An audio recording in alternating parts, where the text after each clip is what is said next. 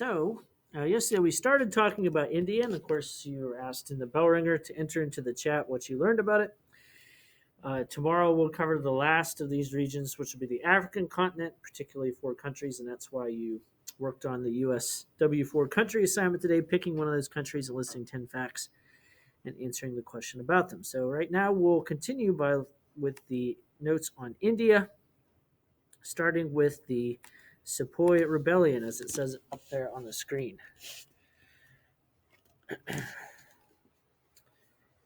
The Sepoy, which is spelled up there at the top, Sepoy, they were the troops that were Indian but served the British.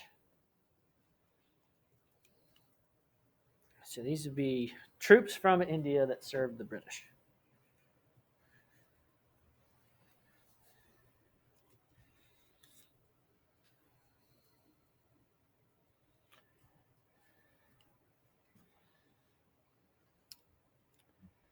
So a couple different things happened. One is there was a rumor that their rifles were greased with beef fat. You might wonder, well, what's the big deal about that? Well, within the Hindu faith, of course, beef comes from cows and it's sacred. So they were upset about that.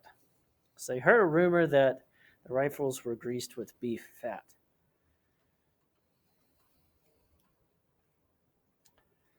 Second thing was the British started to require them to serve in foreign lands. So instead of just helping them keep order in India, they were going to start requiring them to go elsewhere.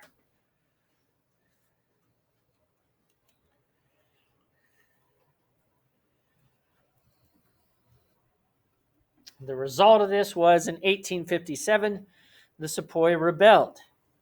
Now, it was easily crushed by the British, but the main point of this is these are guys that were signing up to serve in uniform for the British. So these would have been supposedly the most loyal people, but even they were willing to rebel. So it showed that India wasn't as loyal as the British might have thought.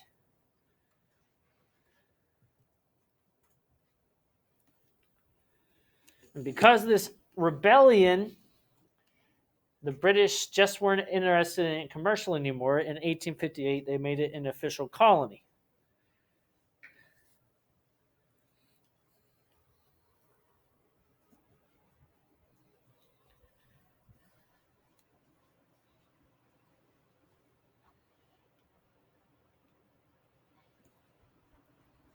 So there were some positive effects of that. They helped build roads, railroads, and communication systems like telegraph, for instance. So they did help build things like roads, railroads, and communication systems.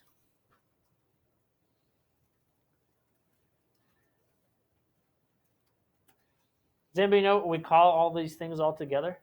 Starts with an I. Yeah. Infrastructure, yes.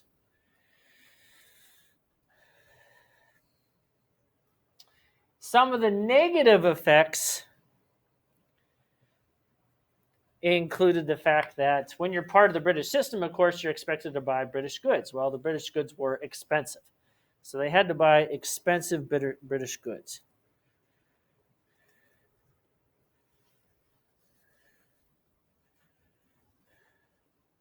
This, of course, meant that it didn't really make a lot of sense for India to grow a lot of its own food since they had to buy British stuff. And so it often ended up with famine as a result.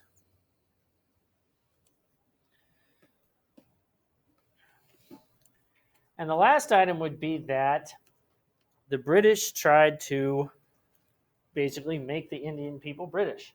So in schools, the English language was taught, British culture was taught, and many Indians felt that their own culture was being eliminated.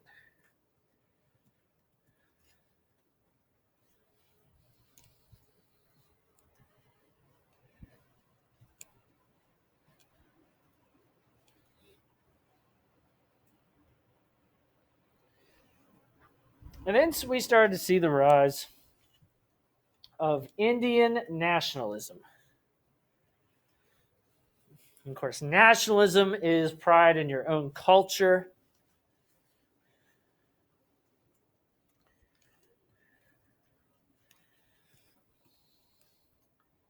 And surprisingly, bless you, the strongest nationalists were the young people that went to British schools and the elite. So it wasn't the people who probably had the most to lose under the British system that were starving the poor. It was actually the elite and the people who sent their kids to British schools. And you might wonder, well, why did this happen? Because when they went to the British schools, they learned about a lot of the ideas that existed in Europe, like freedom, for instance, freedom of expression and voting, and all these other ideas. And they started to think, well, why don't we have these things too?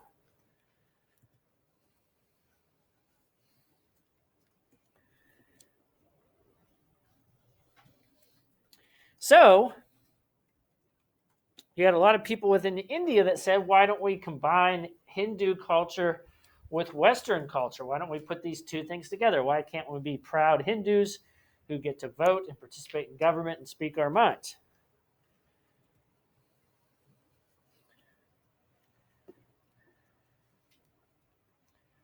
But of course, even though there are these ideas amongst the elite makes up a small portion of the population. So they also started to gain support from the working class and peasants. So that way they had greater numbers.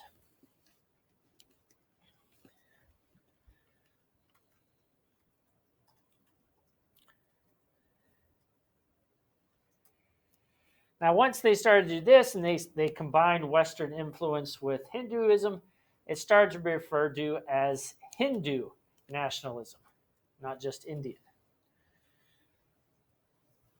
That will become a problem later on.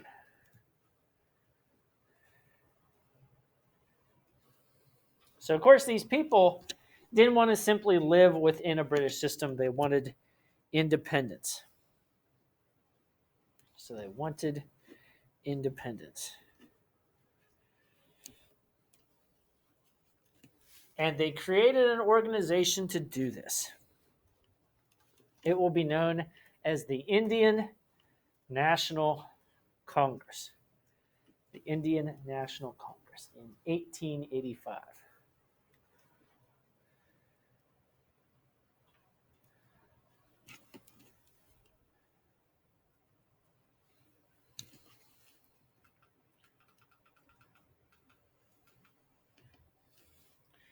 And probably the most significant person to come out of this, and it would be a little bit after 1885, would be the guy up on the screen, commonly known as Gandhi.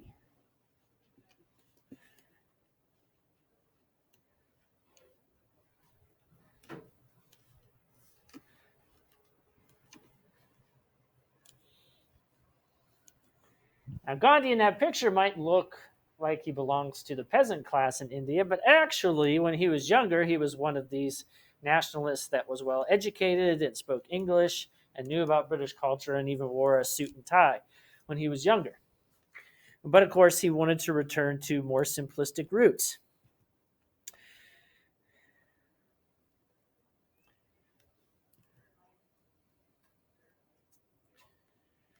Unfortunately, despite the fact that he often preached unity, it was felt that the independence movement focused too much on Hindus. And so a Muslim League was also founded, a Muslim League.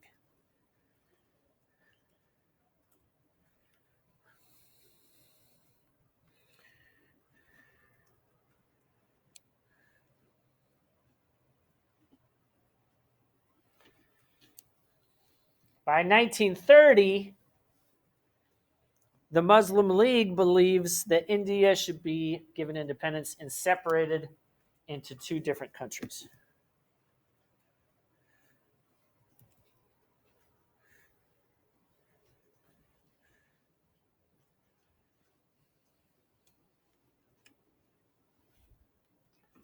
Two separate countries.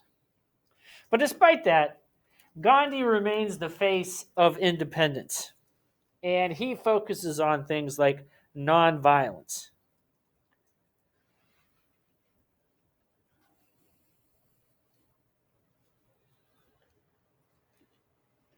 He also teaches civil disobedience, using peaceful ways of protesting against unjust laws. In the United States, in the 50s, 60s, the African American community, especially in the South, used a lot of civil disobedience. Like if it was illegal for African Americans to sit at the lunch counter, for instance, in a restaurant, they would purposely go in and do the exact opposite. They would sit at the lunch counter. So that would be an example of civil disobedience. He also encouraged people to boycott British goods, boycott or refuse to buy British goods.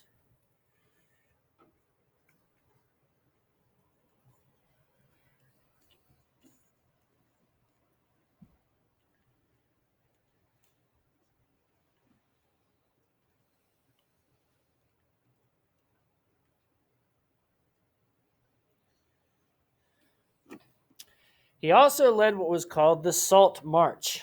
The Salt March. The British had put a tax on salt. And so he led a large amount of protesters on a 200-mile march to the ocean so that way they could make their own salt from the salt water there.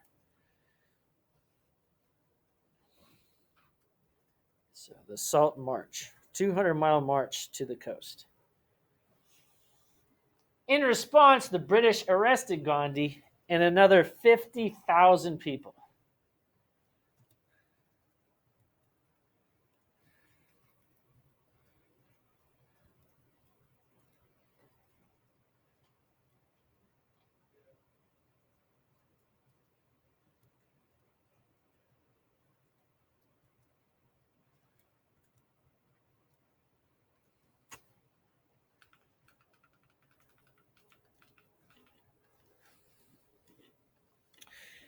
And then we enter, of course, a time when there was a great disruption between the two communities, the Hindu-Muslim conflict.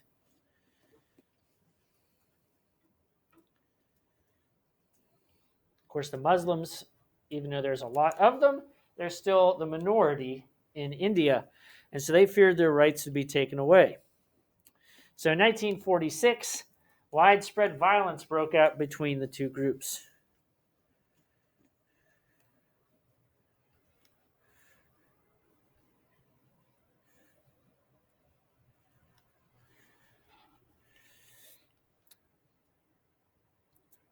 Because of this and all the protests, the British in 1947 granted independence.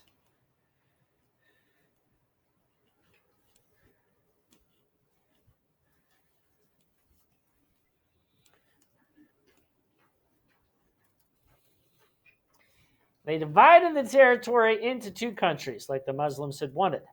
Most of the Hindus would be in what is now called India,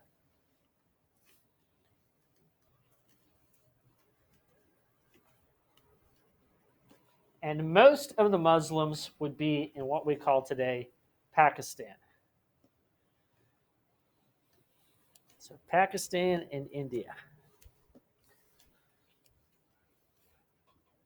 Of course, the problem is 100% of the Hindus were in India and 100% of the Muslims were in Pakistan, but it's as close as they could get.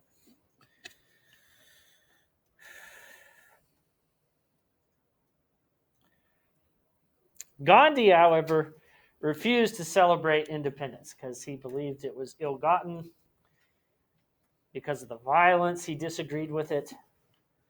He was incredibly disappointed with the end result. And so he continued his pleas for unity and peace. He didn't want any more violence to happen between Hindus and Muslims. And as a result of that, in 1948, a Hindu, someone that was the same culture as him, decided to assassinate Gandhi. So the man who had preached peace all of his life ended up being shot and killed.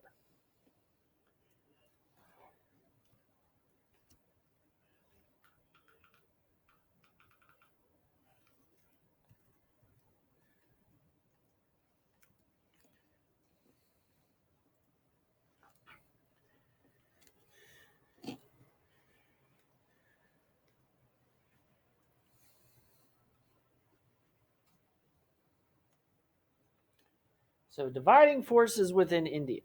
So these are some problems that still exist.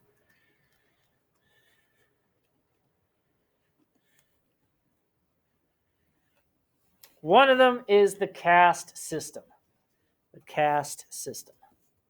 We've already talked about that. It was dividing people based on their jobs or occupations that you had to stick with generation after generation. The government has attempted to stop it. They've passed laws saying you can't discriminate based on the caste system. People should be allowed to get whatever jobs they want. People from the lower castes have been elected to government positions, so there has been some success, but obviously in people's everyday lives, some people still enforce it. And another thing that's gotten rid of, well, not gotten rid of, but decreased the caste system some is when people move to cities. They have to move and live next to other people from different castes, and they can see that really there's no difference between them. But nevertheless, it still culturally exists. There's also continuing conflict with Muslims. There's still a sizable amount that live in India, despite the fact that a big chunk were divided and put into Pakistan. And sometimes, of course, there are Hindus that still they would like to move the rest of the Muslims out of the country. So there has been some tension between the two groups. One particular hotspot is known as Kashmir, Kashmir. Kashmir. That is a territory in between Pakistan and India that has both peoples, Hindu and Muslim. So occasionally fighting takes out between the two people there in Kashmir. And the last problem I want to mention is known as Sikh, which is spelled S-I-K-H, separatism. Sikh separatism.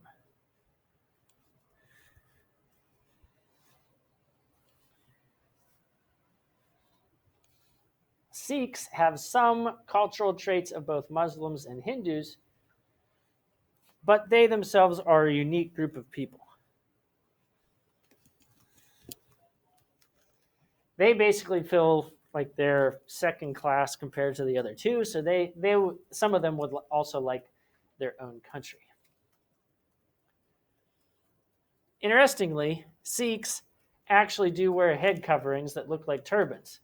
And so around the world, including the United States, they often get attacked after Muslim terrorist attacks, even though they are not Muslim.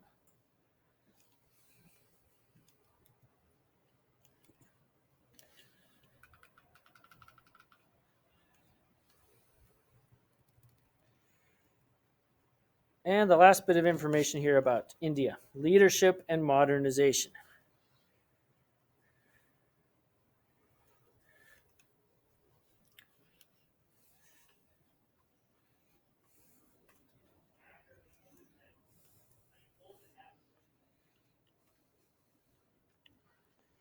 The first leader of India, his name was Nehru, which is spelled Nehru.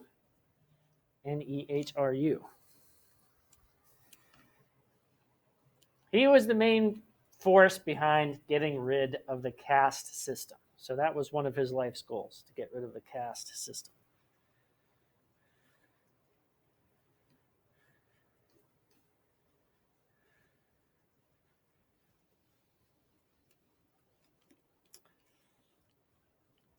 The next leader of India was his daughter. And her name is Indira, which is spelled Indira. Indira. And her last name is, coincidentally, it's just a coincidence. Her last name is Gandhi, Gandhi. Indira Gandhi, Gandhi. But that's just a coincidence. She was also elected as Prime Minister of India, one of the first elected female rulers in the world.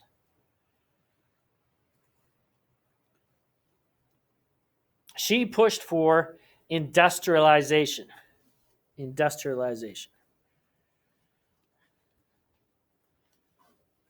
So India has grown rapidly. especially when it comes to high tech.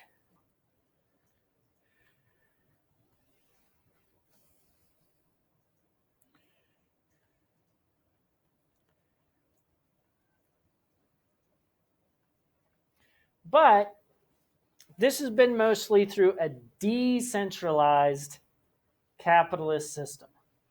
Decentralized capitalist system. In other words, the economic direction isn't coming all from the government in the capital city. It's allowed to happen because of businesses and competition. So that's different than China. China's direction had mostly come from the government. India, though, has mostly been decentralized.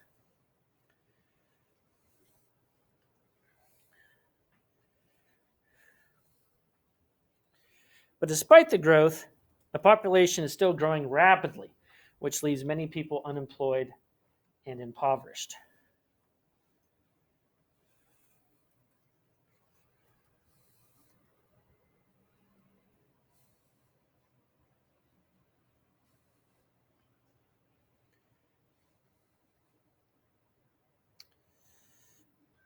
The Green Revolution in the 60s and 70s helped introduce new farming techniques or farming practices. So the 60s and 70s, the Green Revolution helped introduce new farming practices, which was obviously necessary in order to feed this growing country.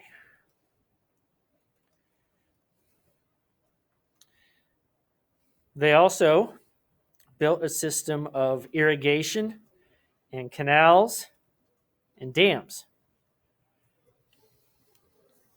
Irrigation, canals, and dams.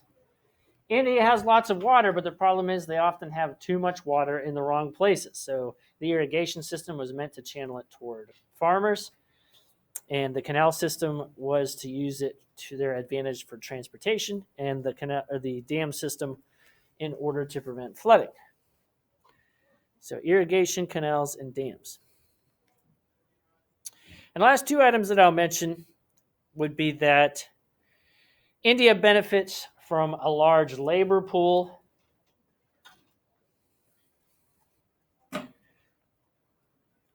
Some English speakers, and even though it's not a majority of the population, because India is so big, they still have lots of English speakers. And technology interest. Labor pool, English speaking to some extent, and technology interest. And then the last item out of those two would be there are limited government programs to help the large amount of poor. And poor in India, of course, is a lot different than it is in the United States. In the United States, most people that are impoverished, most families still own a fridge and a TV and an air conditioner and so on. But poverty in India is quite a bit different. It's kind of like when poverty still existed in the 1880s or 90s here in the United States. So they don't necessarily have all those amenities, and children are still at a young age necessary to work in some cases. There's a lot of stories about how India takes in a lot of the world's trash into large dumps, and children go out and they try to go through it to find valuable items, for instance, for money. Those kind of occurrences still happen on a wide basis in India. So you have modernized fancy cities with incredible skylines like this in India, but you still have large amounts of poverty existing at the same time. So for the rest of the day, you have time to work on the reading assignment or the China-India assignment or the maps assignment or the country assignment that we started today. Or you can go back and complete items from unit number 3 if you wish. There's also the bonus activity that you can complete. And then the slideshow project for next week is already posted, so if you wanted to start on that, you could too as well. So choose what you'd like to do for the remainder of the period.